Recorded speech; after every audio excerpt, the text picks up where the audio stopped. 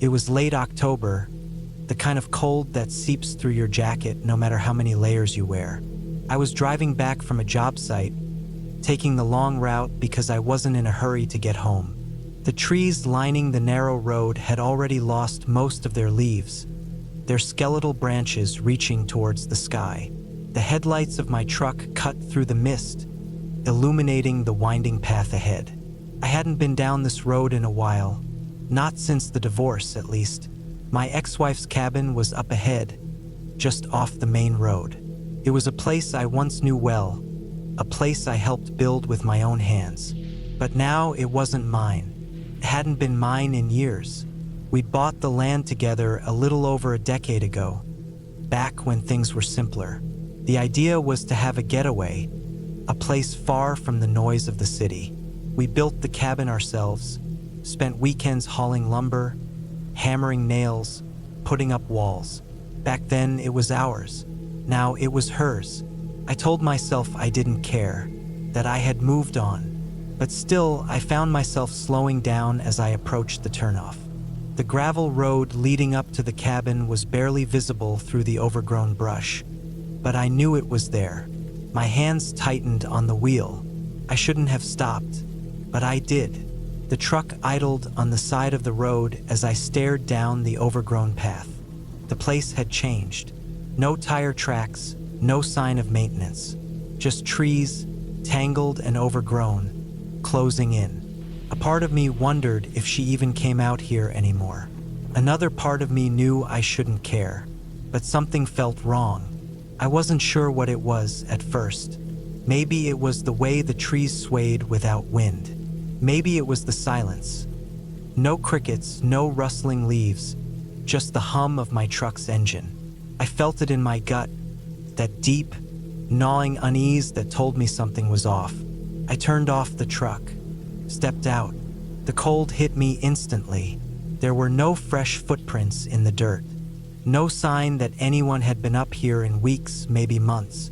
The last time I checked, she was still supposed to own the place, but standing there, looking at the state of it, I started to wonder. I made my way up the path, my boots crunching over dead leaves. The trees seemed taller than I remembered, their branches stretching across the sky, blotting out what little light remained. The deeper I went, the quieter it became. By the time I reached the clearing, my breath was slow, controlled. The cabin stood ahead, half hidden by the undergrowth. The roof sagged slightly, the porch covered in a thick layer of leaves. The windows were dark, lifeless, and the door was open. I stopped, listened. Nothing. There was no reason for the door to be open. The wind wasn't strong enough to push it ajar. Even if it had been left unlocked, it should have stayed closed. I stood there for a long time, debating whether to go closer. My mind raced through every possibility. Maybe she left it that way, maybe she forgot to lock up, maybe someone else had been here, maybe no one had been here for a long time. I stepped forward, slowly. The porch creaked beneath my weight. The door swung slightly with the shift in air, revealing the dark interior. I knew I should turn back, but I didn't. I stepped inside. Dust floated in the air, catching the last sliver of daylight creeping through the doorway. The place smelled of old wood and damp air. The furniture was still there. The couch we picked out together, the small wooden table, the shelves lined with books she never got around to reading. It was all exactly the same, except for one thing. There was a plate sitting on the table, plate with old dried food, and a fork beside it. I stared at it, my heart beating a little faster. The food wasn't fresh, but it wasn't ancient either. Someone had been here. I looked around, searching for any other sign of recent activity. The dust was thick, undisturbed. The only footprints in it were mine. I checked the back door, still locked. The bedroom, still made exactly how she used to keep it. The bathroom, empty. Then I checked the closet. The door was cracked open just slightly, enough to see inside. My breath caught in my throat. There were clothes hanging on the rod. But not just any clothes, my old jacket, my boots, things I hadn't seen in years, things I thought were long gone. I stepped back, my pulse hammering in my ears. That's when I heard it. A sound from outside. Not the wind, not an animal. Something heavier. Footsteps. I moved quickly, backing towards the front door. The sound came again, closer this time. Someone was out there. I didn't stop to think.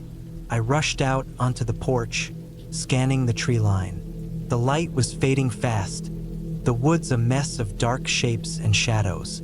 Then I saw it, a figure standing just beyond the trees, not moving, not speaking, just watching.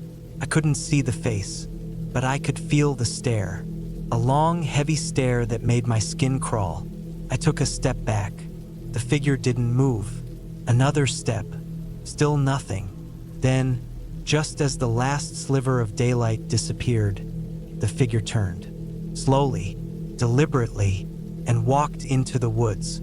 I stood there, frozen, my breath coming in short bursts. The sound of footsteps faded. The forest swallowed them whole. I didn't wait to see if they'd come back. I got into my truck, started the engine, and drove. I didn't stop until I was miles away, until the cabin was nothing but a bad memory in my rearview mirror. I don't know who it was. I don't know why they were there, but I know one thing. That cabin wasn't mine anymore, and it wasn't hers either.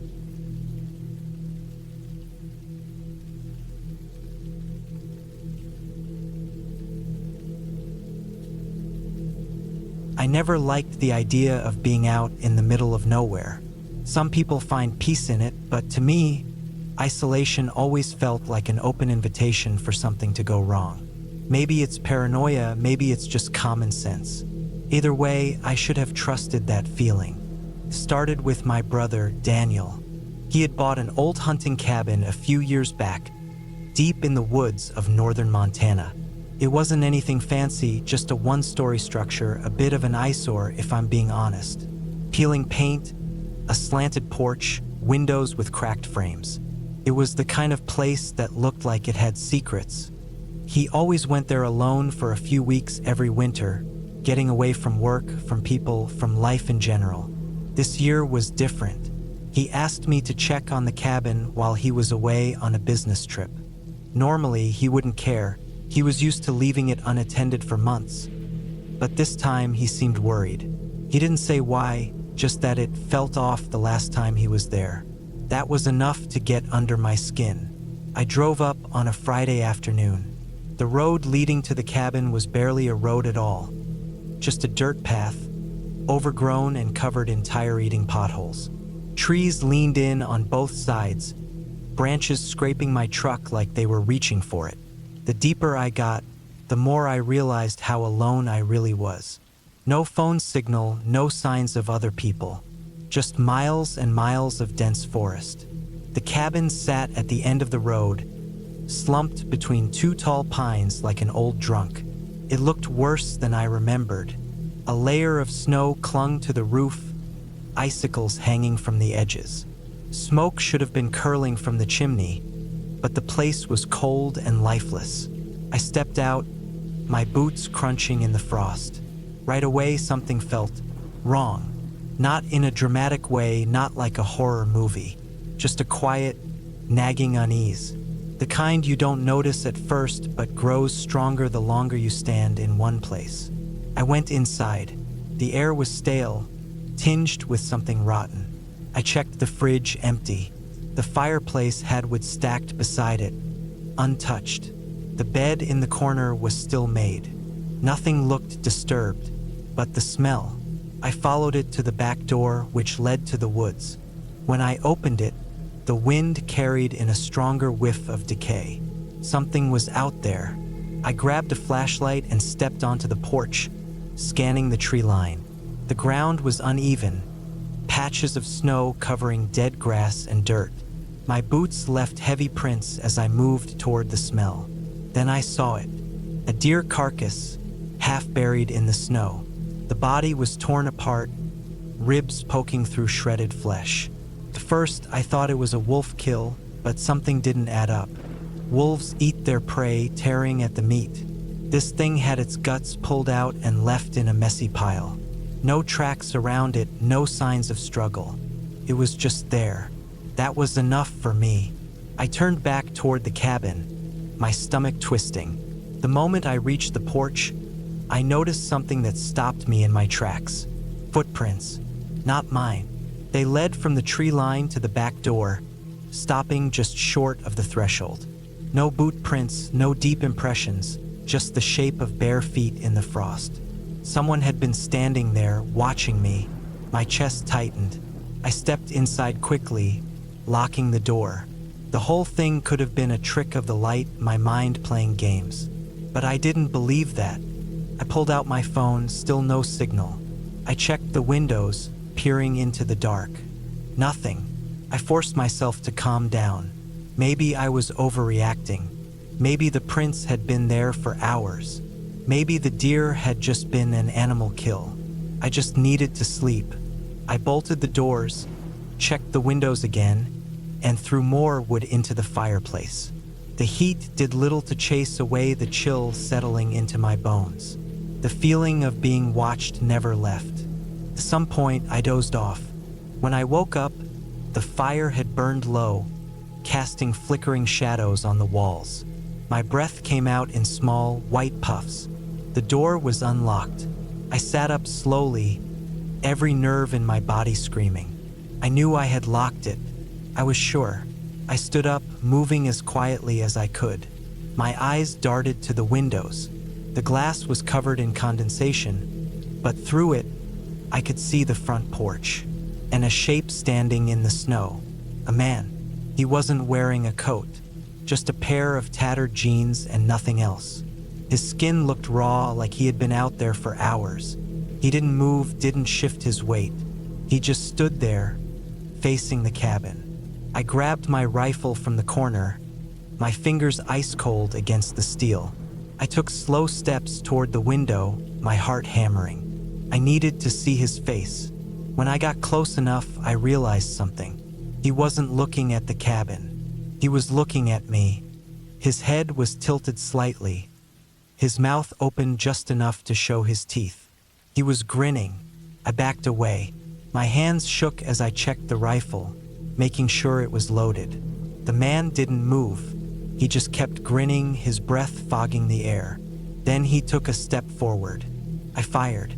The sound exploded in the small cabin, echoing into the night. The window shattered, glass raining onto the floor. When I looked again, he was gone. I didn't hesitate. I grabbed my keys, my bag, and bolted for the truck. I expected him to lunge from the trees, to grab me before I could reach the door. But the woods were silent. I started the engine, tires spinning in the frost. The headlights cut through the dark, casting long shadows. My eyes darted from the mirrors to the trees, expecting to see him sprinting toward me. But he wasn't there.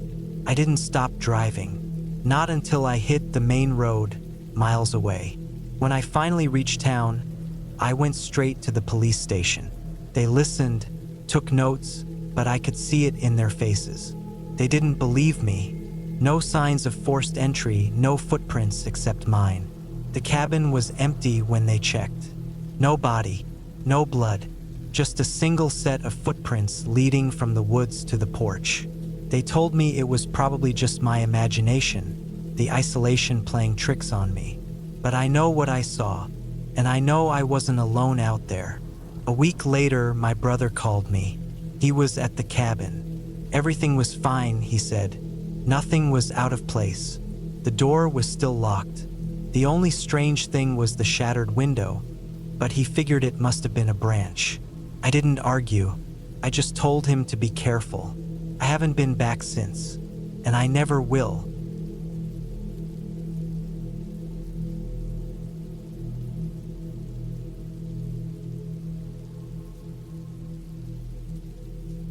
I had always liked the quiet, the kind of quiet you only get in the deep woods, far from traffic, far from people, far from anything that reminds you of the mess the world has become. That's why I bought the cabin. It was a small place, tucked away in the mountains of Wyoming, far enough from town that I could go weeks without seeing another person. Just me, the trees, and the wildlife. It had been an old hunting lodge before I got my hands on it, nothing fancy. One big room with a wood stove, a small kitchen, and a bedroom off to the side. I had spent the last 3 years fixing it up, making it my own. Winters were hard, but I had prepared for that. I had a stockpile of firewood, enough canned food to last months, and a generator in case the power went out. This wasn't a weekend getaway for me. This was my home. It was late October when I noticed something was off. I had been outside, chopping wood near the tree line, when I first saw the tracks. They weren't like anything I'd seen before. Too big to be a coyote, too long to be a bear. The shape of them was wrong, almost human, but the stride was too long, the way they dug into the earth too deep. I followed them for a while, but they led into the dense forest, and I wasn't about to go wandering too far from the cabin with the sun going down. That night, I heard something outside. I was sitting by the wood stove, eating a can of chili, when I caught the sound, just a soft scratching against the outside wall. Slow, deliberate. I put my spoon down, listening. It stopped. I waited, heart pounding, but after a minute, there was nothing, just the wind in the trees. I chalked it up to my imagination, maybe a raccoon or something, and went to bed. The next morning, I found deep gouges in the wood near the front door. Not scratches, gouges, like something had dragged claws through the timber. I spent the better part of the day trying to make sense of it. There were no other tracks, no signs of an animal, nothing. Just those marks in the wood. That night, the noises started again. It was worse this time. I was in bed, half asleep, when I heard it. A thump against the wall. Then another. Slow, steady. Something moving around the outside of the cabin. I reached for my rifle, gripping it tight as I lay still, listening. The sound moved to the window. I don't know why, but I had the sudden feeling that if I looked, if I actually saw whatever was out there, something terrible would happen. So I didn't. I stayed in bed, staring at the ceiling, waiting for it to go away. At some point, it did. The next morning, I found tracks in the snow, the same ones I had seen before. They circled the cabin, stopping at the window, the door. Too close. That was when I started to feel afraid. The woods had never scared me before. I had lived out there long enough to know what was normal, what wasn't. And this wasn't normal. I spent the day inside, double-checking the locks, making sure my rifle was loaded, trying to convince myself I was just overreacting. But that night, it came back. This time, it wasn't quiet. It started with the scratching again, slow and deliberate, like it wanted me to know it was there. Then the knocking, harder this time. I sat in the dark, gun in my lap, staring at the front door. The knocking got louder. Then it stopped. For a long time, there was silence. Then I heard it, my own voice. It was outside, right by the window, saying my name. I froze. It sounded exactly like me. The same pitch, the same tone. But something was wrong with it. Like it was off just slightly. I didn't move. The voice called my name again. Then again. Then again. It wasn't a question. It wasn't calling for help. It was just saying my name. Over and over, the exact same way every time, like a recording on a loop. I gripped my rifle so hard my fingers ached. And then I heard footsteps. Slow, heavy, circling the cabin. I didn't sleep that night. By morning, it was gone. I went outside, my breath clouding in the cold air, and saw the tracks. They were deeper now, like whatever had made them was getting bolder. I made a decision then. I was leaving. I packed a bag, enough supplies to last a few days, and loaded my rifle. I wasn't going to wait around to see what happened next. I made it to my truck, but as I reached for the door handle, I saw them. Footprints, leading away from the cabin, but stopping just before the truck. Like something had been standing there, waiting, watching. I felt sick. I got in the truck, locked the doors, and started the engine. As I pulled away, I glanced in the rearview mirror. Something was standing at the edge of the tree line. Tall, thin. It looked almost human, but not quite. I didn't stop. I didn't slow down. I drove until I reached the next town, booked a cheap motel, and stayed there until morning. When I finally went back, it was weeks later. The tracks were gone. The scratches on the cabin had faded, but I never felt safe there again. I sold the place the next year. I told myself it was just my mind playing tricks on me, that I had spent too much time alone. But sometimes, late at night, I still hear it. My own voice, calling my name.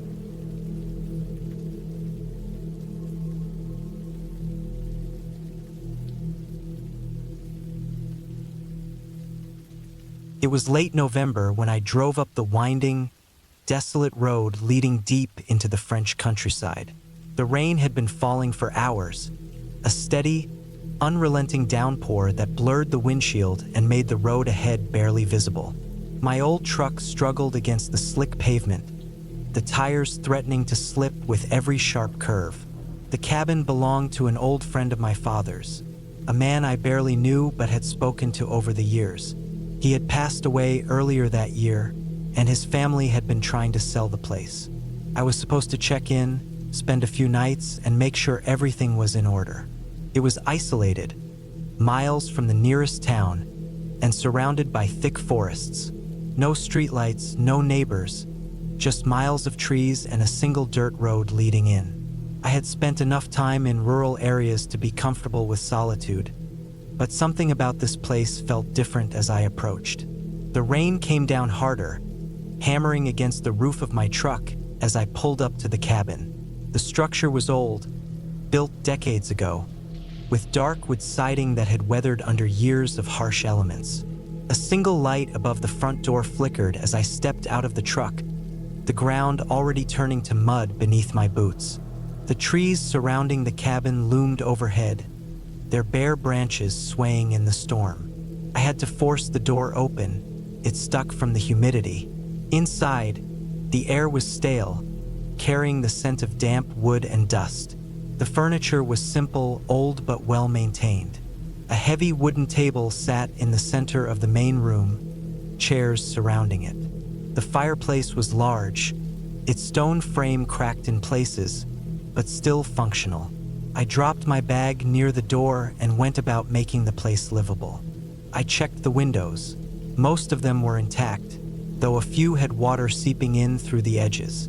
The back door, which led to a small porch overlooking the forest, creaked loudly when I tested the lock.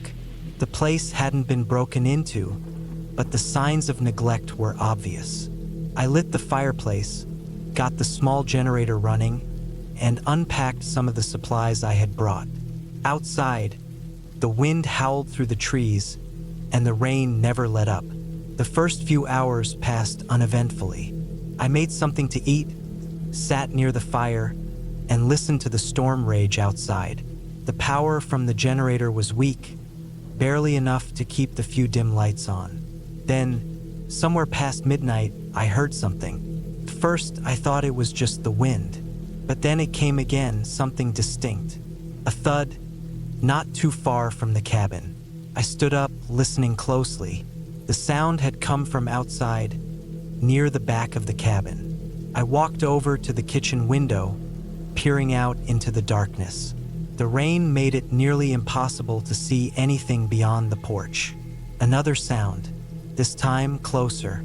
I felt a chill crawl up my spine, though I told myself it was probably just a branch falling in the storm. Still, I moved carefully through the cabin, checking the locks again. The front door was secure. The windows were shut tight. But when I reached the back door, I hesitated.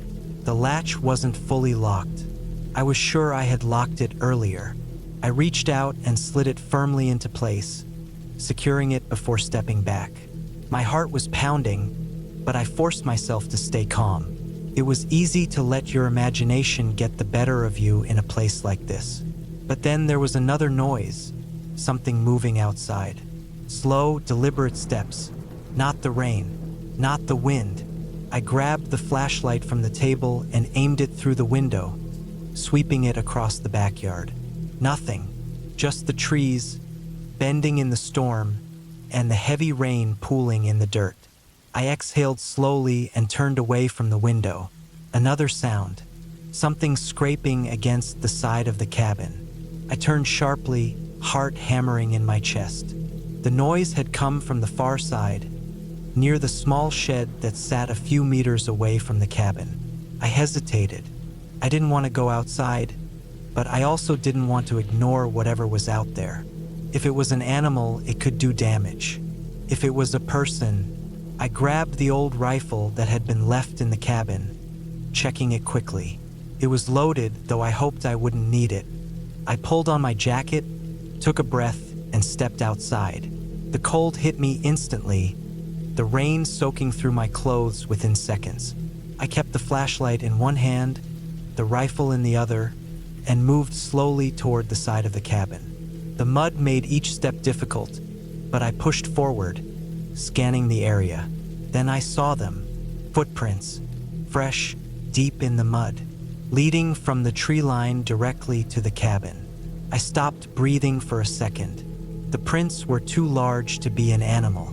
They were human, barefoot. I followed them with my light, my pulse pounding in my ears. They stopped just beneath the back window, right where I had been standing earlier. A rustling sound came from the woods, and I turned sharply, shining the light toward the trees. Nothing, but something had been here. I took a slow step back, heart hammering. Then another step, a sound from behind me. I spun around, but the porch was empty. I moved quickly, almost slipping in the mud as I backed up toward the cabin. I reached the door, stepped inside, and locked it. I stood there, gripping the rifle tightly, listening. The rain continued to fall. The wind howled, but whoever had been out there, they weren't making noise anymore. I stayed up the rest of the night, listening. By morning, the rain had stopped. The woods were quiet. The footprints were still there, now hardened in the drying mud. But they didn't lead away, only toward the cabin. Whoever had been there had never left. I packed my things and left that morning. I didn't stay another night. I never found out who it was or why they had been there, and I didn't want to.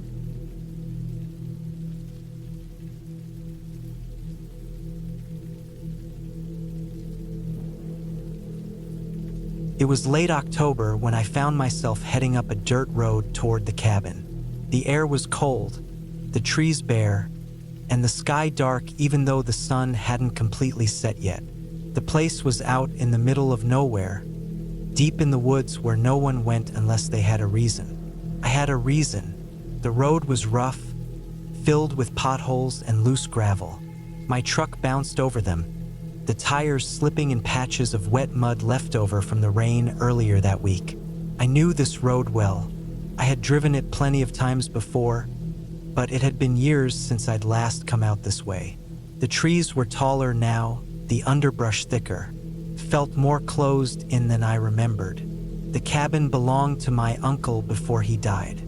After that, it just sat there, forgotten, hidden between the trees like it was part of the forest itself.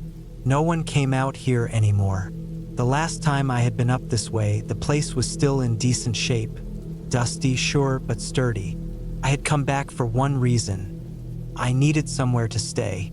Things had gotten messy back home. Nothing illegal, just complicated. I had no job, no money, and nowhere else to go. The cabin was the only place I had left. When I finally saw the clearing up ahead, my grip tightened on the wheel. The place looked the same but different. The trees around it had grown taller, and the grass was wild, untrimmed. The wooden steps leading up to the front porch sagged more than I remembered, and the windows were covered in grime. The whole place had a lonely, forgotten look to it. I parked the truck and stepped out. The air was colder than it had been earlier. The wind moved through the trees, making the leaves rustle. I stood there for a long moment, just listening. It was quiet. No birds, no animals, just the wind. I grabbed my bag from the truck and headed toward the door. The wood was damp, the handle colder than I expected. The door creaked as I pushed it open, and a thick smell of dust and old wood hit me. I stepped inside and shut the door behind me. The cabin was dark, even with the last bit of daylight filtering in through the windows. I pulled out my flashlight and clicked it on. Dust floated in the beam, the air thick with it. The furniture was all still there, covered in white sheets that had turned gray with age. The kitchen table was the same, the chairs still in their places. I set my bag down and made my way through the cabin, checking the rooms. The place was cold, untouched. It felt abandoned in a way I hadn't expected. That night, I made a fire in the old stone fireplace. The wood was damp, but after some effort, the flames caught. The warmth spread through the cabin, chasing away some of the cold. I sat in one of the old chairs and stared into the fire. I didn't hear the truck until it was too late. The sound of tires on gravel was muffled by the wind, but when I heard the engine cut off, my stomach tightened. I got up and moved to the window, careful to stay out of sight. A single truck sat in the clearing. Police truck. The door opened and a man stepped out. He was tall, broad-shouldered. I recognized him immediately. It was Mason. He had been a cop in town for years. I hadn't seen him in a long time, but I knew his reputation. He was the kind of man who liked to make people feel small. He had a temper, and he didn't always follow the rules. He stood there for a moment, looking at the cabin. Then he shut the truck door and started walking toward it. I backed away from the window. My heart was pounding. There was no reason for him to be here. No one knew I had come up this way. The knock came hard, rattling the door. I didn't move. Another knock, louder this time.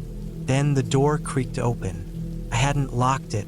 The fire crackled behind me as I stood frozen in the center of the room. Mason stepped inside, his boots heavy on the wooden floor. His eyes swept the room before landing on me. He didn't say anything. He just looked at me for a long time, his expression unreadable. Then he closed the door behind him. I could see his gun on his hip. His hand rested near it. I swallowed hard. My pulse was pounding in my ears. Mason took a slow step forward. There was something wrong. The way he stood, the way he watched me. This wasn't a friendly visit. I could feel it in my gut. I took a step back. Mason didn't move. The fire crackled. The wind howled outside. Then he reached for his gun. Everything happened fast. I turned, my body moving before my mind caught up. I ran for the back door, but before I could reach it, I heard the click of the safety going off. A gunshot rang through the cabin, which splintered near my shoulder. I dove to the side, crashing into an old wooden chair. My hand landed on something heavy, an old rifle, my uncle's. It wasn't loaded. I scrambled up, my mind racing. Mason was moving toward me. I could see it in his eyes now. This wasn't about anything official. This was personal. Another gunshot. I ducked behind the kitchen counter. My ears were ringing. I needed to move. I grabbed the rifle and ran. I hit the back door hard, pushing it open. Cold air rushed over me as I stumbled into the night. Footsteps pounded behind me. I ran. The woods were thick, the ground uneven. I tripped on a root and went down hard. Pain shot through my knee. I rolled onto my back, the rifle clutched in my hands. Mason loomed over me, his gun raised. For a moment, everything was still. The wind, the trees, even the firelight flickering from the cabin. It all faded. Then, from somewhere deep in the woods, another sound. A voice. Not a ghost, not something unnatural. A real voice. Mason hesitated. Then a bright light cut through the trees. Flashlights. More voices. I heard someone call his name. Mason turned. That was his mistake. I swung the rifle hard. The butt of it cracked against his wrist. His gun went flying. I didn't stop to think. I scrambled up and ran. The lights were closer now. More voices. Mason turned, rage flashing in his eyes. But he saw it too, the people coming. I kept running. By the time I reached the tree line, I saw them. 2 more officers, their flashlights cutting through the dark. Mason was still back there, standing near the cabin. I saw the moment he realized he had lost. His hands went up. I never found out what he had planned that night, what he was going to do to me. I didn't stay to find out. I left the cabin behind. I never went back.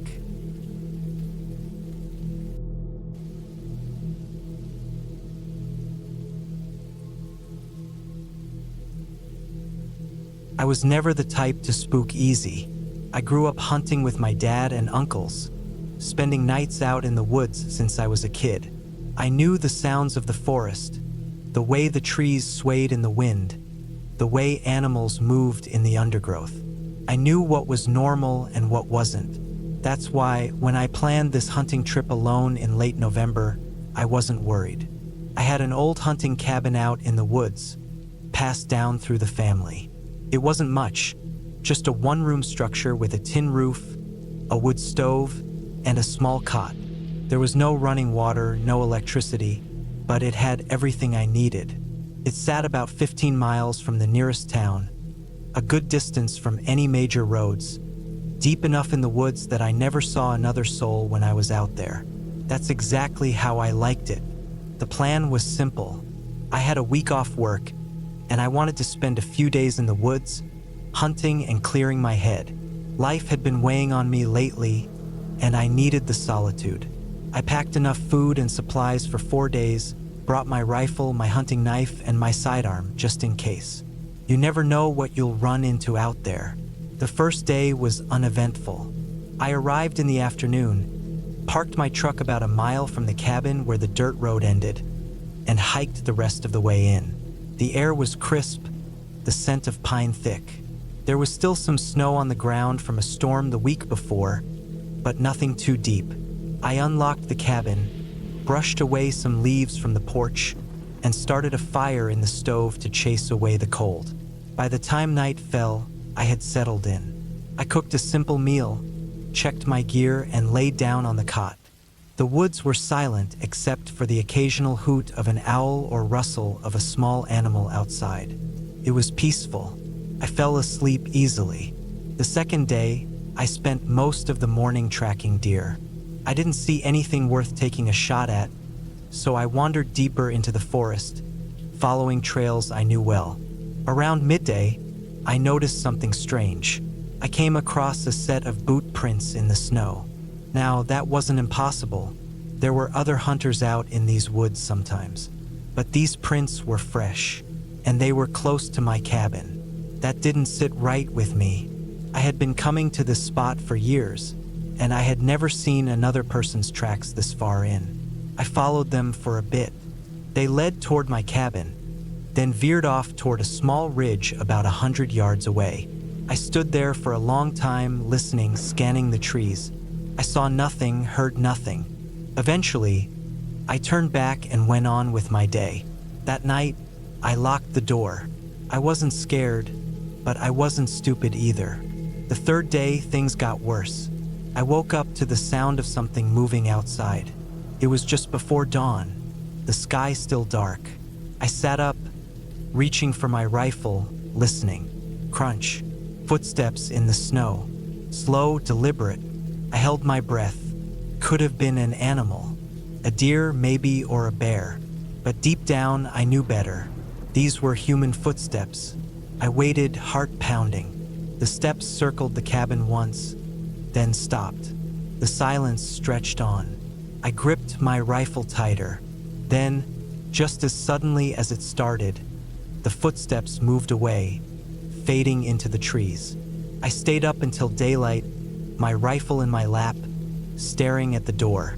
When the sun came up, I stepped outside.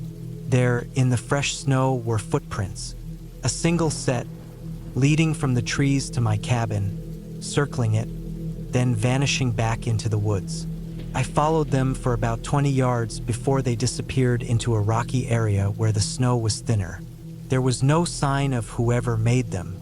I should have left then. I should have packed up and hiked back to my truck. But I didn't. Maybe it was pride, maybe it was stubbornness, but I wasn't about to let some stranger scare me off my own land. Instead, I went about my day as usual, though I kept my rifle close. That night, I set up a makeshift alarm, an old trick my dad taught me. I took some empty cans and strung them up with fishing line around the perimeter of the cabin, just a few feet out. If anything moved close, the cans would rattle. I barely slept. Every creak of the wood, every gust of wind made my nerves tighten. Sometime in the early hours of the morning, the cans rattled. I shot upright, rifle in hand. My heart pounded in my ears. Silence. Then slow, deliberate footsteps on the porch. Whoever it was, they were right outside my door. I raised my rifle, aiming at the door, waiting. The footsteps stopped. I held my breath. The only sound was my own pulse, thudding in my ears. Then, without warning, something yanked the door handle. I fired. The gunshot was deafening in the small cabin. The blast illuminated the room for a split second. Silence. I sat there, gun still aimed at the door, breath shaky. Minutes passed, then an hour. Eventually, the sun rose. I opened the door carefully, rifle ready. There was no body, no blood, but the tracks were there, leading away from the porch and vanishing into the woods. I didn't wait around. I packed up my things, doused the fire, and hiked back to my truck, checking over my shoulder every few steps. I never saw who it was. I don't know what they wanted. I never went back to that cabin. Some places aren't meant to be lived in.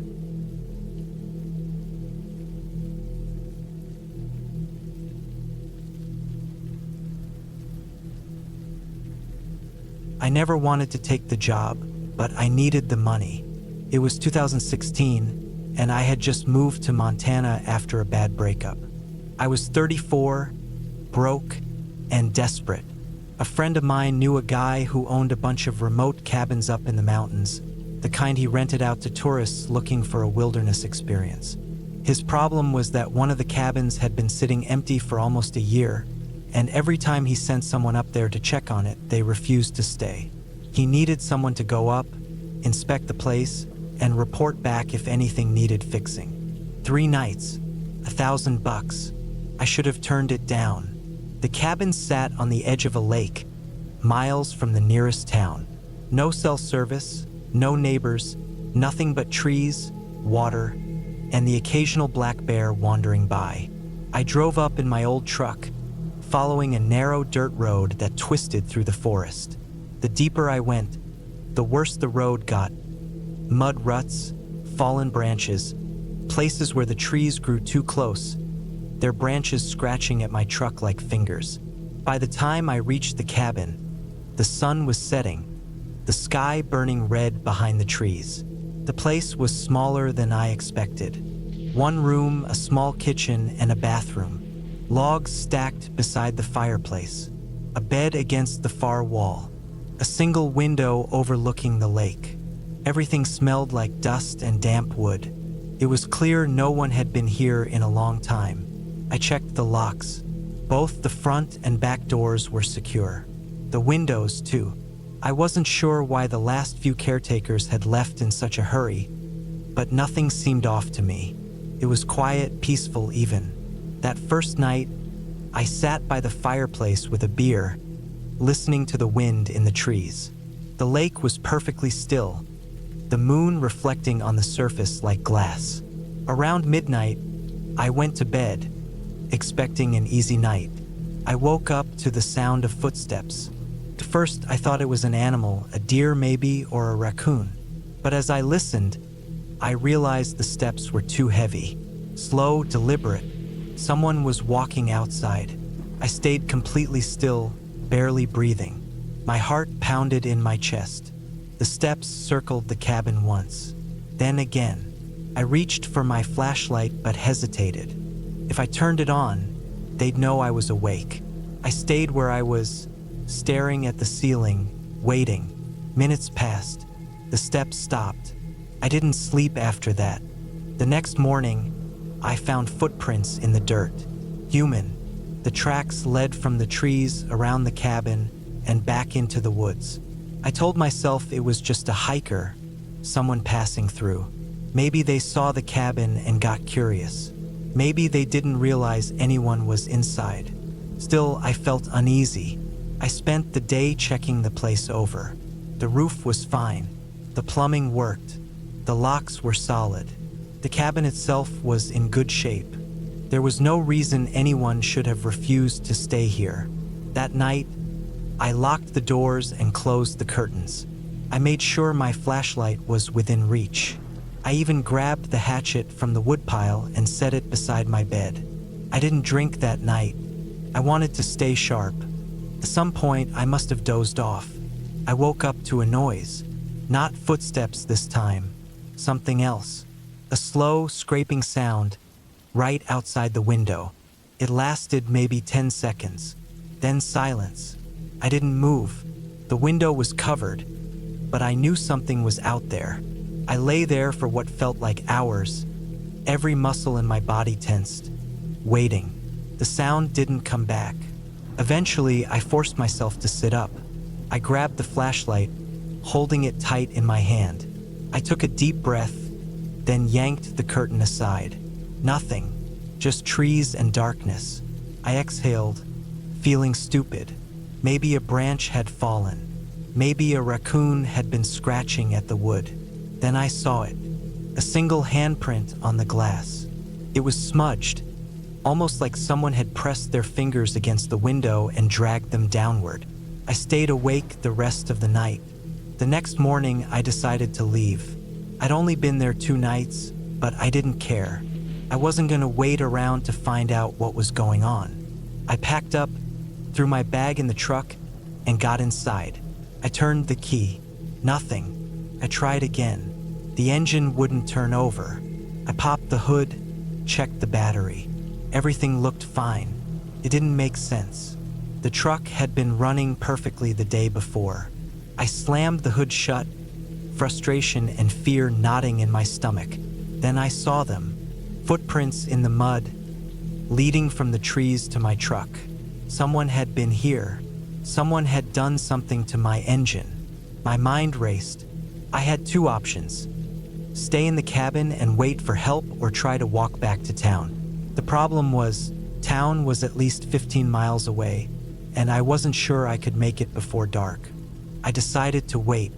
I spent the day inside, listening to the silence. When night came, I sat in the chair by the fireplace, hatchet in my lap. I didn't sleep. At some point, I heard them again. Footsteps. But this time, they didn't stop outside. I heard the back door creak. I shot up, my heart hammering. The door was locked. I knew it was locked. But the sound I just heard, I gripped the hatchet tighter. Then, nothing. No more footsteps. No movement. I stayed awake until dawn. As soon as the sun came up, I went outside. The back door was still locked. No sign of forced entry. No footprints inside. But in the dirt outside, I saw them. The same prints as before. This time, they led from the trees to the back door, and then back into the woods. That was it. I wasn't waiting any longer. I grabbed my bag and started walking. I didn't care about the truck. I didn't care about the job. I just wanted to get out of there. I walked fast, checking over my shoulder every few minutes. The forest felt too quiet, like the birds and insects had all gone silent. After about an hour, I saw a figure on the trail ahead. My breath caught in my throat. They were too far to make out clearly, but they were standing perfectly still, right in the middle of the path. Watching me, I gripped the hatchet, my palms slick with sweat. Then, without a sound, they turned and disappeared into the trees. I didn't stop. I didn't run. I just kept walking, forcing myself to breathe. Took me almost 6 hours, but I made it back to town. I called a tow truck, got my truck hauled out, and never went back. The guy who hired me asked what happened. I didn't give him details. I just told him the place wasn't safe. He never found out who had been up there. To this day, I don't know either, and I don't want to.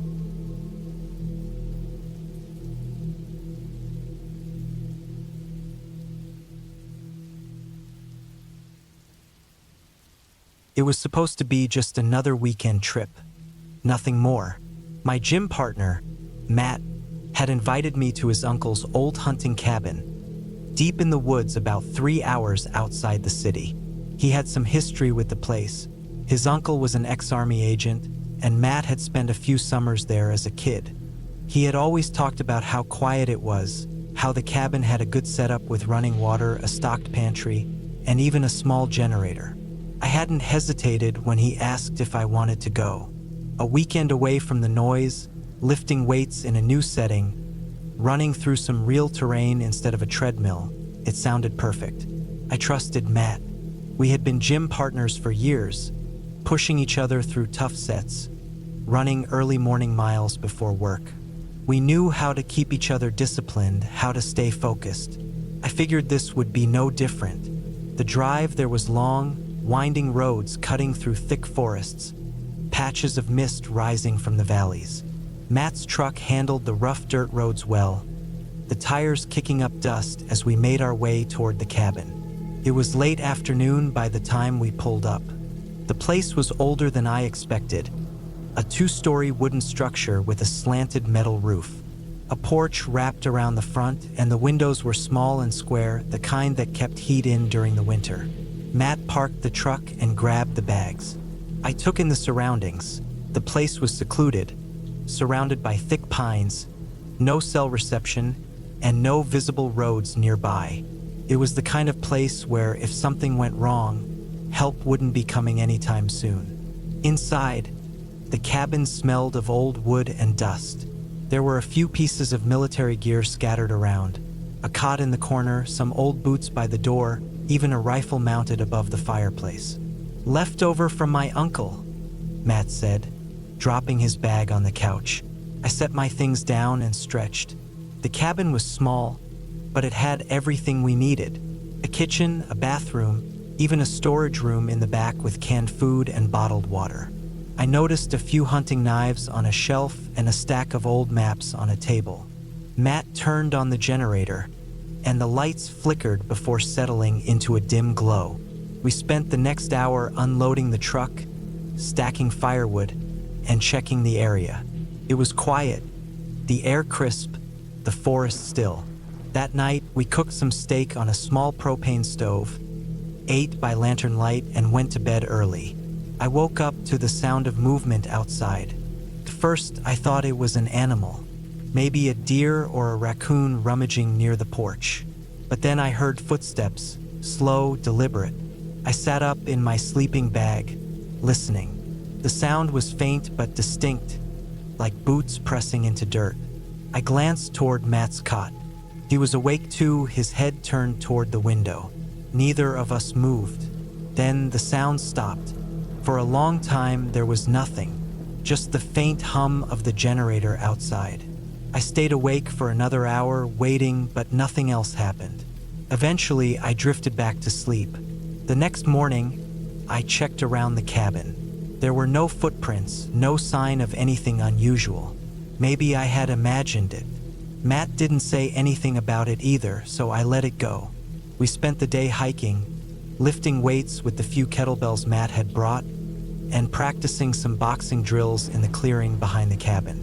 The forest stretched for miles in every direction, nothing but trees and silence.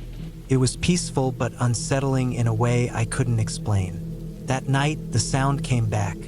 This time, it was louder. I woke up to heavy footsteps circling the cabin. Not running, not rushing, just slow, measured steps like someone was walking the perimeter, taking their time.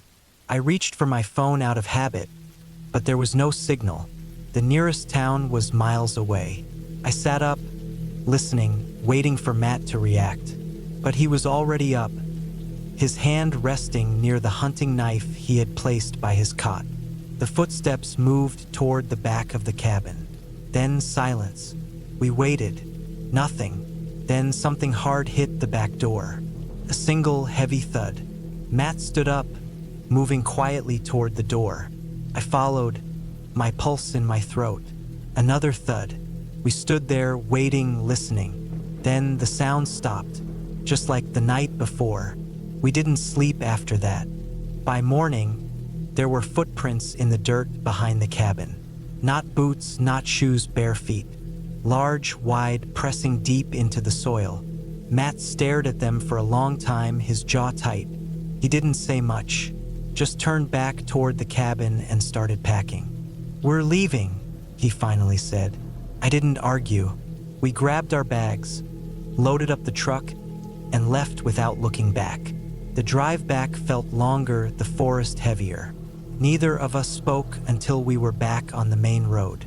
I don't know who or what was out there. I just know I never want to go back.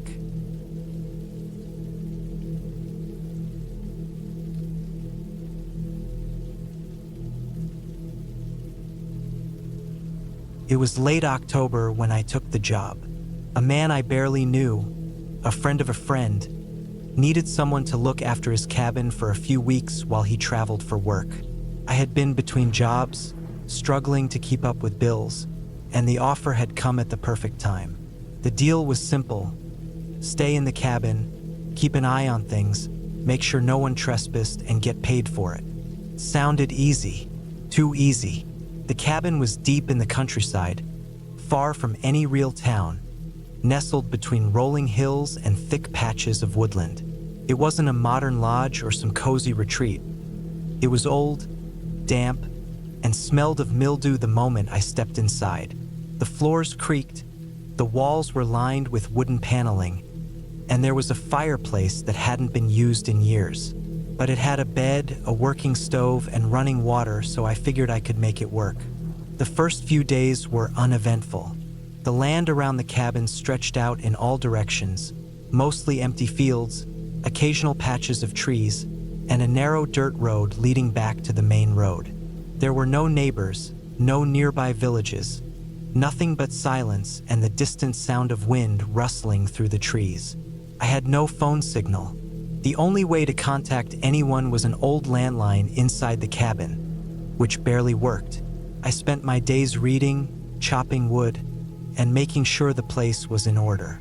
At night, the cabin groaned under the weight of the wind, the old wooden structure shifting and settling. The isolation didn't bother me much.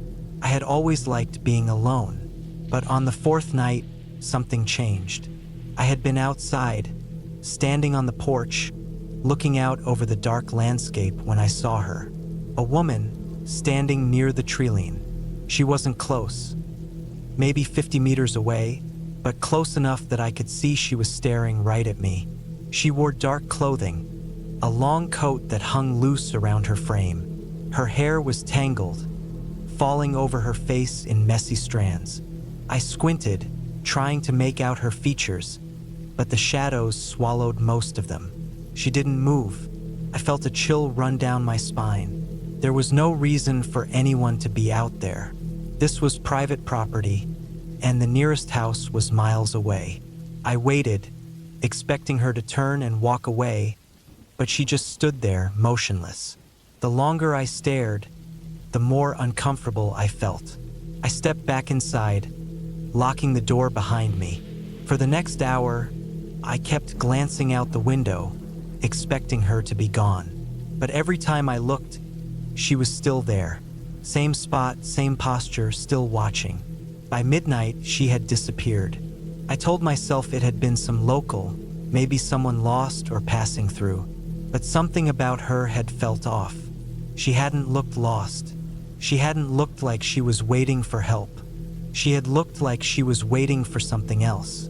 The next day, I went out to check the spot where she had stood. The grass was damp from the night air, but there were no footprints. The ground was undisturbed. That should have reassured me, but it didn't. That night, she returned. This time, she was closer. I was inside, sitting at the table, when I heard something outside, a soft crunching sound, like footsteps on dead leaves. My stomach tightened. I moved toward the window slowly, careful not to make a sound, and peered out. She was standing at the edge of the porch. I froze. Her face was still hidden beneath the shadows of her tangled hair, but I could see the faint rise and fall of her shoulders as she breathed. I don't know how long we stayed like that, me inside, her just standing there, neither of us moving. Then she took a step closer. I backed away from the window. My pulse was hammering in my ears. I locked the front door, checked the back door, then grabbed the old hunting knife that was in one of the drawers. The footsteps moved along the porch. Slow, deliberate. I stood still, listening. Then silence. I waited for minutes, maybe hours. Eventually, exhaustion took over, and I drifted into an uneasy sleep. When I woke up the next morning, I hesitated before stepping outside. The porch was empty. No footprints. No signs that anyone had been there, but I knew what I had seen. The third night, I didn't sleep. I stayed awake, knife in hand, waiting. I left the lights off, hoping that if she returned, I could see her without her seeing me. At some point past midnight, I heard the soft creak of the wooden steps outside. I barely breathed. She was back. This time I saw her move. She paced slowly along the porch, her shadow stretching across the window as she passed. Then she stopped, right outside the door. My grip on the knife tightened. Then a sound, soft, barely there, a whisper of movement. The doorknob turned. I bolted upright, my heart slamming against my ribs. The door was locked, but that didn't matter. The fact that she had tried to open it, that she had been standing just inches away from me, sent a wave of terror through my entire body. She stood there for what felt like forever. Then, slowly, she stepped away. The next morning, I made a decision. I was leaving.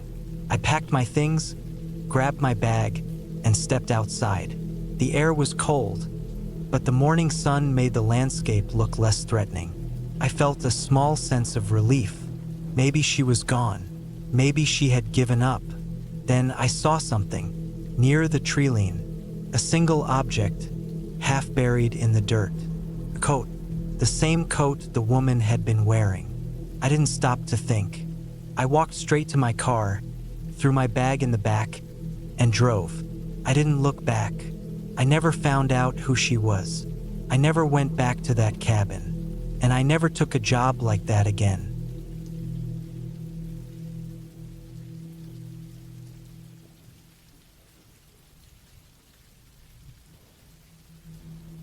I don't know why I ever thought it was a good idea to stay there. Maybe I was trying to prove something to myself, or maybe I was just desperate for a quiet place away from everything. Either way, that cabin nearly cost me my life. It started when I found the listing online. An old, single-room cabin just outside a small town, up for rent at a dirt-cheap price. The ad made it seem like a peaceful getaway, a rustic place surrounded by trees, right next to an old cemetery. It mentioned that the land used to belong to a local family who had owned the burial grounds for generations. But the house itself hadn't been lived in for years. That should have been enough to turn me away. But I was broke and needed somewhere quiet for a while. The drive out there was uneventful. The town was small, just a gas station, a few stores, and a diner that looked like it hadn't been updated since the 80s. Past the town, the road stretched into thick woods, and soon, I saw the cemetery. It was old, the kind of place where the headstones were cracked and sinking into the earth. A rusted iron fence surrounded it, but some of the bars had fallen away, leaving gaps.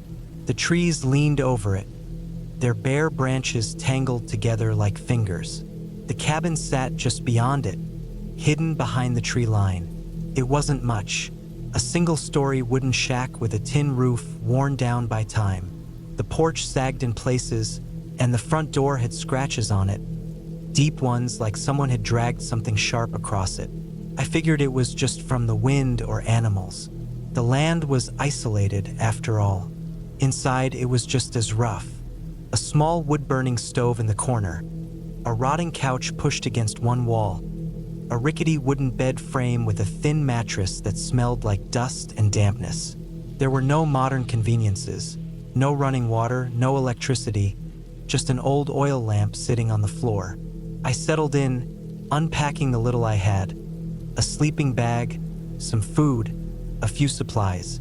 The first night passed without much trouble. It was colder than I expected, and the silence outside was absolute. No birds, no crickets, nothing. Just the wind pushing against the trees. The second night, things changed.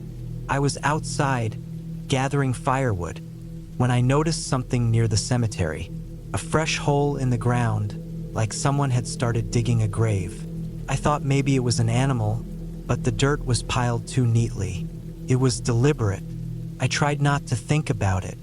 Maybe the town still used the cemetery, though it didn't look like anyone had been there in years.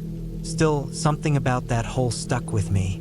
That night, I woke up to a noise outside, a slow, dragging sound, like something being pulled across the dirt. My first thought was an animal, maybe a deer caught in something. But as I sat up and listened, I realized it was coming from right outside my door. I reached for the knife I kept in my bag and crept to the window. The moon was bright enough to see the ground outside, but there was nothing there. Just the trees swaying, the cemetery beyond them. The dragging sound had stopped. I didn't sleep much after that. The next morning, I found footprints near my porch. Bare feet pressed deep into the mud, leading from the cemetery to my door. I told myself it was just some drifter, maybe a homeless person passing through. I checked my supplies, but nothing was missing. Still, the fact that someone had been that close while I slept didn't sit right with me. That evening, I walked to town and asked around, trying to be casual about it. The guy at the gas station gave me a strange look when I mentioned the cabin. That place. He shook his head. Nobody's rented it in years. I told him I was staying there. He just stared at me like I'd said something stupid. You should leave before it gets dark. I asked why, but he just rang up my stuff and handed me my change without another word. On the way back, I kept thinking about those footprints.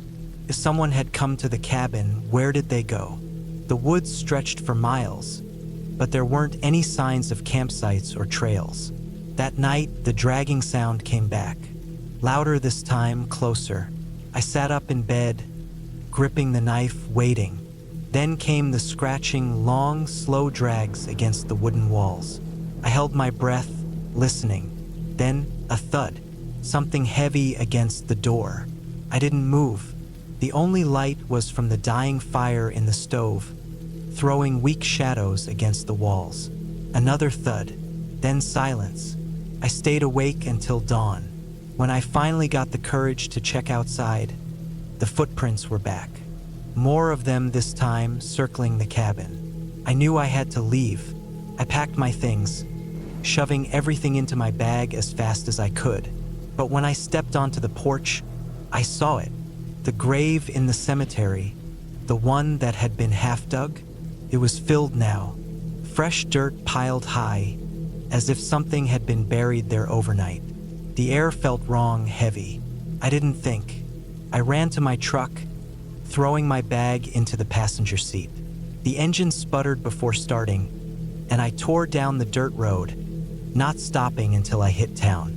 I never went back, never asked about the cabin, never checked the listing again. A few months later, I looked up the area online. No mention of a rental cabin, no records, no old listings. It was like it never existed. But I know what I saw, and I still don't know who or what was out there with me.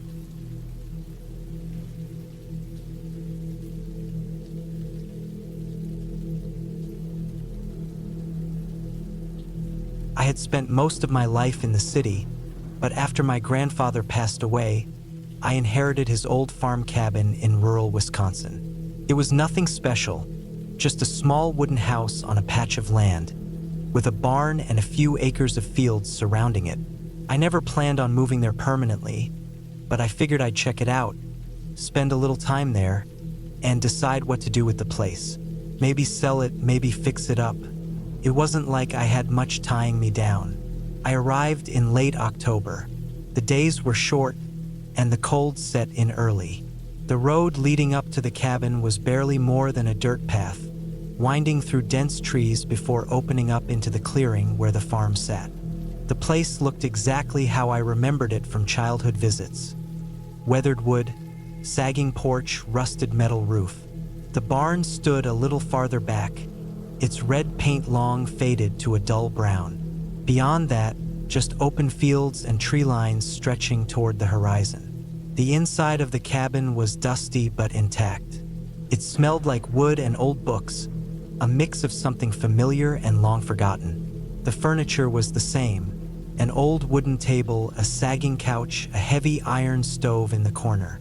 The walls were lined with shelves stacked with tools, canned food, and boxes filled with God knows what.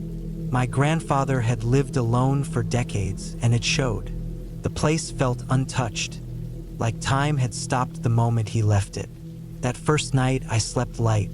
The quiet was different from the city. No cars, no sirens, just the sound of wind through the trees. Every creak of the wood, every rustle outside, kept me on edge. But it was nothing, just the sounds of an old place settling. I spent the next few days cleaning, going through my grandfather's things. Most of it was junk, old clothes, broken tools, yellowed newspapers, but some of it was strange. In the back of a closet, I found a locked metal box. It was heavy, rusted, the kind of thing you'd expect to find in a basement, not a bedroom. I tried opening it, but the lock was solid. I set it aside, figuring I'd deal with it later. As the days passed, I started noticing things. Small things at first. The front door would be unlocked when I was sure I'd locked it. A window would be open when I hadn't touched it. At first, I chalked it up to my own forgetfulness. The place was old, the wind strong. Maybe the door didn't latch properly. Maybe a draft pushed the window open. But then it got worse. One morning, I stepped outside and found footprints in the dirt. They weren't mine. They were too big, too wide.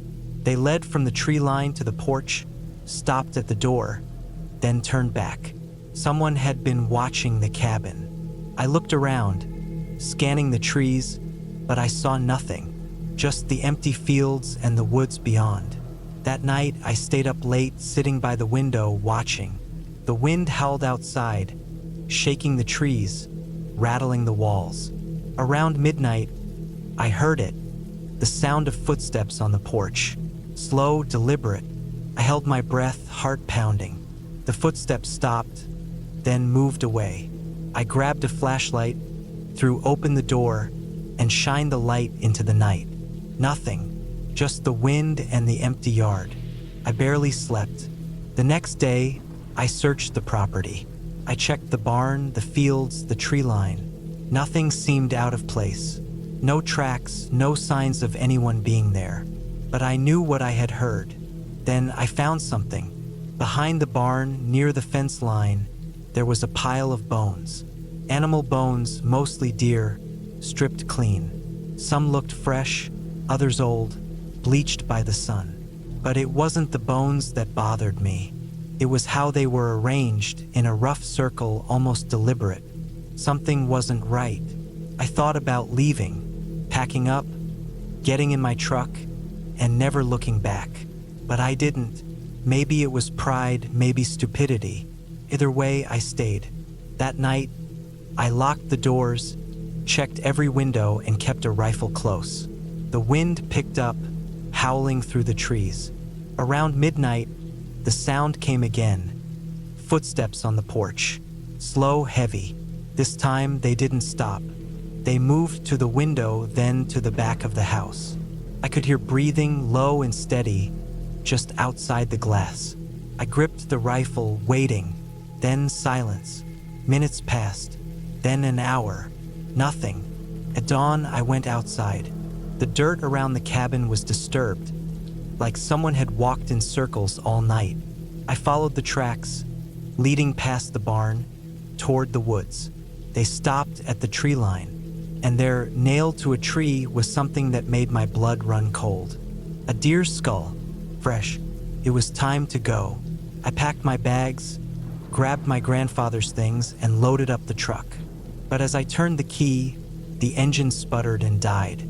I tried again. Nothing. The truck wouldn't start. I wasn't staying another night. I grabbed my bags, my rifle, and started walking. The nearest town was miles away, but I didn't care. I just needed to get out. The road was empty, stretching between fields and trees. The sky was gray, the wind sharp. I walked fast, glancing back every few minutes, feeling watched. Then I saw it, a figure standing at the edge of the woods, tall, unmoving, dressed in dark clothes, watching me. I didn't stop. I didn't look back again. I just kept walking. Hours later, I reached the highway.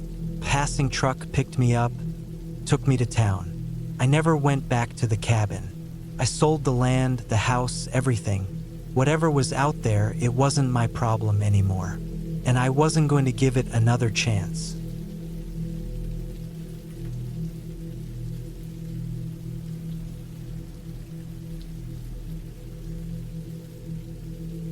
I had always liked the quiet of the woods. It was the kind of silence that wrapped around you, swallowing the noises of the world. It let you think, let you breathe.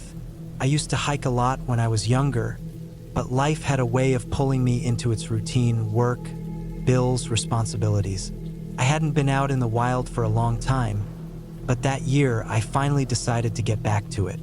A weekend alone in the mountains, away from people, away from everything. I packed light, just a tent, sleeping bag, a small stove, food, and water.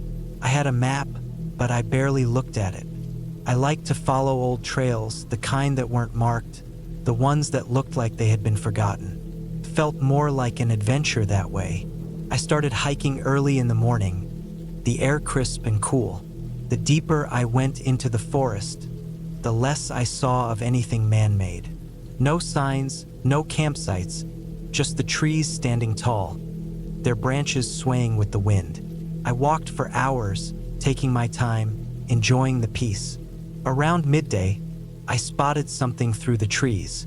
At first, I thought it was just a shadow, the way the light hit the forest floor. But as I got closer, I saw the shape of it. Wooden walls, a slanted roof, a door slightly ajar. An old cabin, sitting alone in the middle of nowhere. It looked abandoned. The wood was dark with age, parts of it splintered and broken. The windows were either missing or covered in grime so thick I couldn't see inside. I hesitated. I hadn't seen a single sign of life for miles. There was no reason for this place to be here. Curiosity got the better of me. I stepped closer, the leaves crunching beneath my boots. The air smelled damp, like rotting wood and old earth. The door creaked as I nudged it open, revealing the dark inside. My eyes adjusted slowly. Dust floated in the air, caught in the weak light that slipped through the broken roof. There was a small wooden table, a few chairs, a rusted stove. A single cot sat against the wall, the mattress thin and stained. Felt wrong. Not in a supernatural way, just wrong. Like someone had lived here, but not in any normal sense. The cabin wasn't built for comfort. There were deep scratches on the walls, marks that looked like they had been made by something sharp. I took a few steps inside. The floor groaned beneath my weight. I saw old cans, a rusted knife, and a pile of fabric in the corner, covered in dust. I thought about leaving. I should have left. But then I saw the footprints. They were faint but fresh. The dust had been disturbed, leading from the door to the cot and back again. Someone had been here recently. I I stepped back, heart pounding. I hadn't heard anyone, hadn't seen any signs of movement in the woods, but someone had been in this cabin. Maybe they were still close by. I turned to leave, but something caught my eye. Near the cot, something was sticking out from under the mattress. A notebook. I don't know why I reached for it. Maybe I thought it would explain who had been here, why this place felt so strange. I flipped it open. The pages were filled with writing, but the words didn't make sense. Short sentences, notes scribbled over and over. Some were just numbers, some were phrases repeated across whole pages. Don't go outside at night. Lock the door before dark. It watches from the trees. A chill ran through me. I closed the book, put it back where I found it. My skin prickled. I felt exposed, standing in that empty cabin, with the woods pressing in all around. I stepped outside and looked around. Nothing moved. The trees stood still, the silence stretching. But I couldn't shake the feeling that I wasn't alone. I walked away fast. I told myself I was being paranoid, that the writing in the book was just nonsense. Maybe some old hermit had lived there, scaring himself with his own thoughts.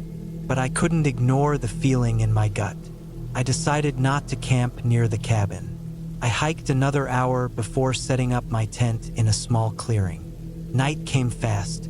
I ate a little, barely tasting my food. The air was cold, the sky black and endless above me. The forest was silent, too silent. I laid in my sleeping bag, listening. No wind, no rustling leaves, no distant animal sounds. Just silence, the kind that makes your skin crawl. Then I heard it. Footsteps, slow, deliberate, close. I held my breath. The steps circled my tent, the sounds soft on the dirt. They stopped right outside. I didn't move. My knife was in my bag, just out of reach. I cursed myself for not keeping it closer. The footsteps started again, moving away this time, back toward the trees. Then silence. I stayed awake until the first light of morning. As soon as the sun was up, I packed my things. I didn't eat, didn't rest. I just walked, fast. I didn't stop until I saw my car, parked where I had left it. I locked the doors as soon as I got inside, gripping the steering wheel, trying to steady my breathing. The feeling of being watched hadn't left me. As I drove away, I glanced back at the tree line. Someone was standing there, tall, still, just watching. I didn't slow down, didn't look again. I just drove, leaving the forest behind. I never went back.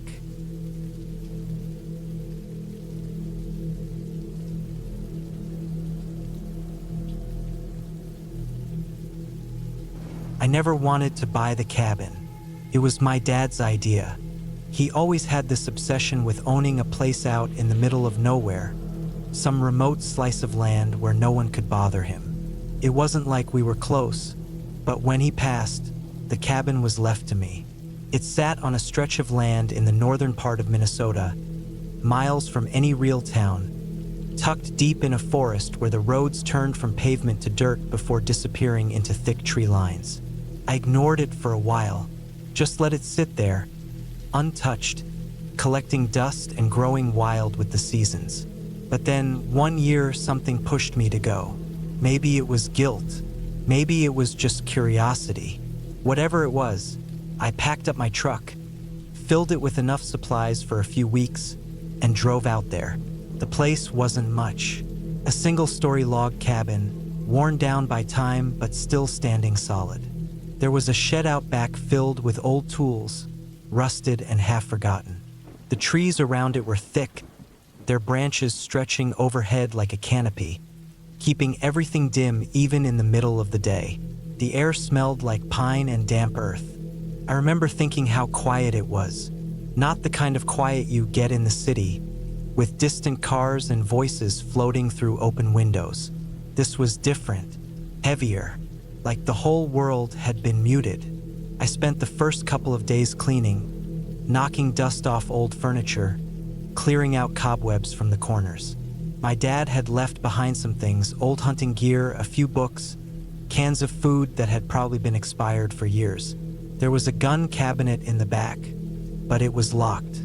I didn't have the key. At night, the cabin creaked. Every little sound made me stop and listen. I told myself it was just the old wood settling, the wind moving through the trees. But there was something else, something that didn't sit right with me. I kept waking up, feeling like I had heard something just outside, a branch snapping, leaves rustling in a way that didn't seem natural. By the fourth night, I couldn't ignore it anymore. I had been lying in bed, staring at the ceiling, listening to the faint crackling of the fire in the wood stove. Then something heavy moved outside. Not an animal, not something small.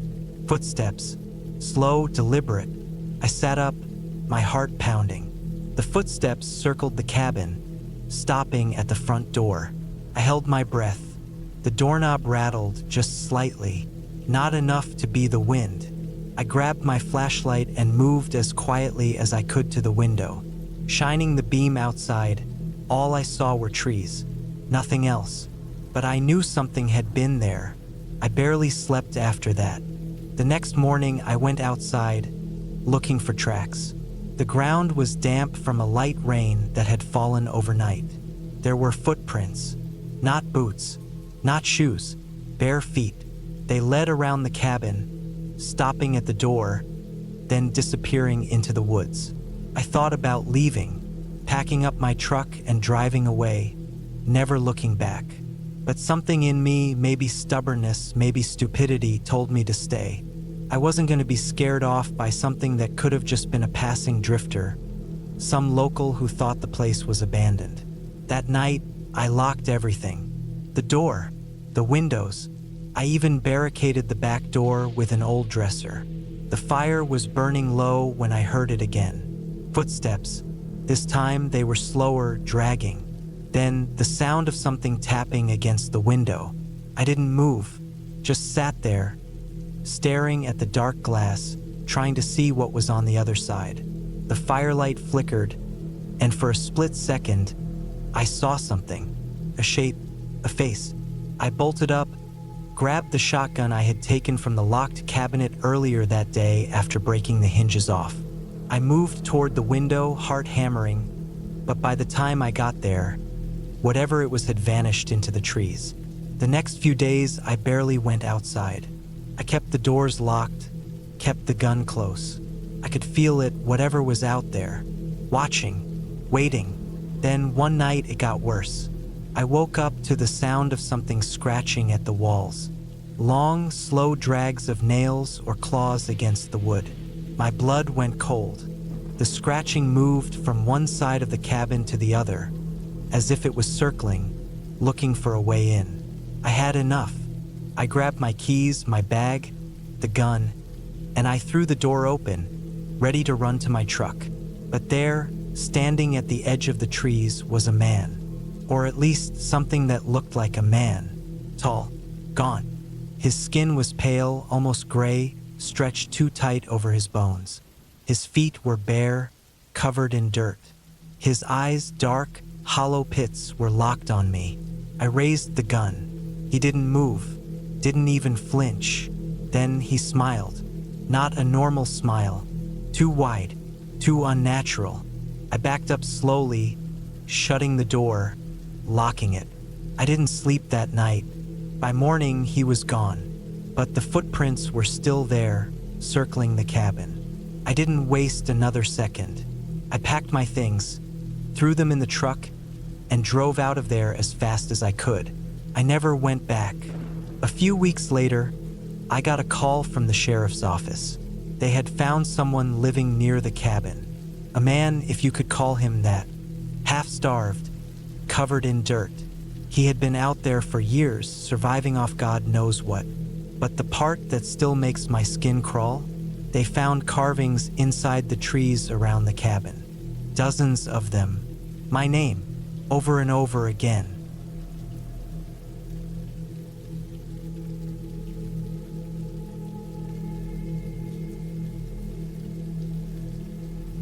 I never liked the idea of cabins. Something about being so isolated, far from people, always felt off to me. But when my friend Mark passed away, leaving me his old hunting cabin in Montana, I couldn't exactly refuse. It wasn't like we were best friends, but we'd known each other for years. We met through work. Both of us electricians, mostly handling industrial sites, and he'd always talked about this place like it was a piece of paradise. At first, I had no plans to visit. It sat way up in the mountains, tucked into the trees with no neighbors for miles. But after a few months, I started feeling guilty. He'd left it to me in his will, and it didn't feel right to just ignore it. Besides, I'd been wanting to get out of the city for a while. The drive took nearly 6 hours from where I lived. As I got closer, the roads turned from pavement to gravel, then to dirt. The GPS lost signal about 20 miles out, and I had to rely on an old map Mark had left with the cabin's deed. The deeper I went, the less comfortable I felt. There was something about the silence out there that felt unnatural. By the time I arrived, the sun was starting to dip behind the mountains. The cabin itself was exactly how I imagined. Small, wooden, with a stone chimney and a wraparound porch. The windows were dusty, and the wood looked weathered. It wasn't falling apart, but it was clear that Mark hadn't spent much time maintaining it in his final years. I got out of the truck and stretched, taking in the crisp mountain air. It was colder than I expected, even for fall. The trees stood tall around me, thick and unmoving, like they'd been watching over the place for decades. Inside, the cabin smelled like old wood and dust. The furniture was simple: a couch, a wooden table, a few chairs. A fireplace sat against the far wall, stacked with logs that looked a little too fresh for how long Mark had been gone. That was the first thing that made me pause. I shook it off. Maybe a local hunter had come by, maybe even a ranger. I wasn't sure how these things worked in places like this. I spent the first couple of hours cleaning. Mark had left a lot of things behind: old clothes, hunting gear, a few rifles locked in a cabinet. There were cans of food in the kitchen, most of them expired. I found a generator out back, half covered by a tarp, and after refueling it, I managed to get the lights on. It hummed low and steady, blending with the sound of the wind outside. By the time night rolled in, I was exhausted. I made a simple dinner, sat on the couch, and tried to enjoy the peace. No cars, no sirens, no people, just trees and wind. Then, at around midnight, I heard something outside. It was a slow, deliberate sound. Footsteps, not an animal too heavy. They moved around the side of the cabin, crunching over gravel and dead leaves. I sat up, listening, my heart pounding. I reached for the rifle cabinet, but then the steps stopped. I waited, barely breathing. Minutes passed. The wind howled, shaking the trees. Nothing else. Eventually, I convinced myself it had been a deer or some other animal. Maybe even my imagination. I locked the doors, shut the curtains, and forced myself to sleep. The next morning, I found footprints in the dirt outside. They weren't mine. They circled the cabin, stopping by the windows, the porch, even the back door. The prints were deep, made by heavy boots. Someone had been out there, watching. I didn't like that. I spent the day chopping wood, trying to push the thought from my mind. I told myself it was a hiker, maybe a hunter passing through. But that night, I heard it again. Same time, same slow, steady footsteps. I grabbed the rifle this time, holding it tight. I wanted to call someone, but there was no signal, no landline, no way to reach anyone. Then came the sound of the door handle rattling. I nearly pulled the trigger right there, but it stopped just as quick as it started. Then silence. No retreating steps, no movement at all. I sat awake until dawn, rifle in hand. When I checked outside, the footprints were there again.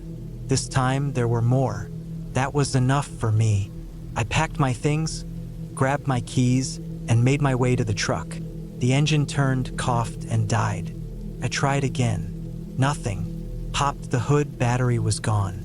Not dead, gone. That was when I felt it. I wasn't alone. I turned, scanning the trees. Nothing moved, but I knew something or someone was watching me. I could feel it in my bones. I had no choice. I grabbed my backpack, my rifle, and started walking. There was a ranger station about 10 miles down the mountain. If I kept a steady pace, I could reach it before nightfall. I walked fast, checking behind me every few minutes. The forest was dead silent.